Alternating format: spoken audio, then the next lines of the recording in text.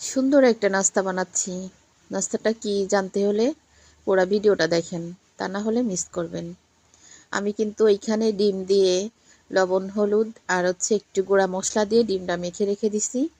রেখে দিয়ে দুইটা রুটি বেলে একটা ফ্রাই প্যানের পরে দিয়ে ওর উপর দিয়ে ডিমটা মেলে দিয়ে দেখছেন আপনারা, ফার্স্টেই ডিমটা মেলে দিয়ে উপর দিয়ে কিন্তু আমি আরেকটা রুটি দিয়ে দিচ্ছি।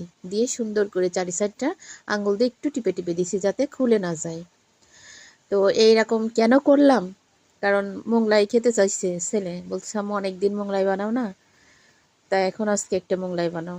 তো এখন সহজেই বানাতে গেলাম আর সহজেই কিন্তু সুন্দরভাবে হয়ে গেল। তাই ভাবলাম সবার সাথে শেয়ার করি। আমি যেহেতু সহজে করলাম, আমার সব ভালো লাগার মানুষ, ভালোবাসার মানুষ, আমার সব আপুরা মা চাচিরা হয়তো এইভাবে দেখেও বানাতে ট্রাই করবে।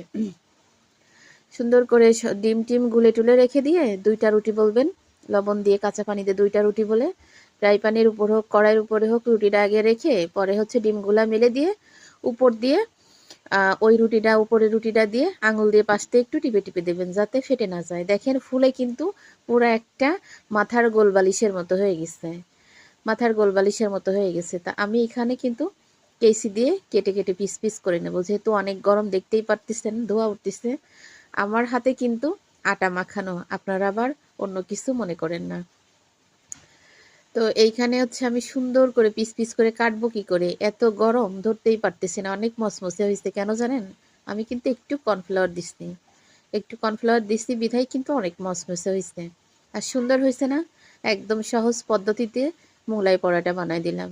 ছেলে মেয়েদেরকেও বোঝানো যায়, ঝটপট যদি মেহমান আসে তাদেরকেও কিন্তু সুন্দর মতো বুঝিয়ে দেওয়া যায় যে এটা সত্যি একটা মোগলাই পরোটা। দেখেন কতটা মচমচে হয়েছে, ধরতেই পারতেছি না আমি কিন্তু গরমে, এত পরিমাণ গরম। তা আমার এই মোগলাই পরোটা যদি কারোর ভালো লেগে থাকে, আমি কখনো কাউকে বলি না যে লাইক কমেন্ট শেয়ার করার জন্য। যদি ভালো লেগে থাকে তাহলে ছোট্ট করে একটু মেসেজ করেন যে হ্যাঁ আপু, আপনার মোগলাইটা সহজই ছিল, অনেক সুন্দর হয়েছে। এখানে কিন্তু আমি ওইভাবে ডেকোরেশন করতে পারলাম না, যেহেতু আমি রান্না করতেছি।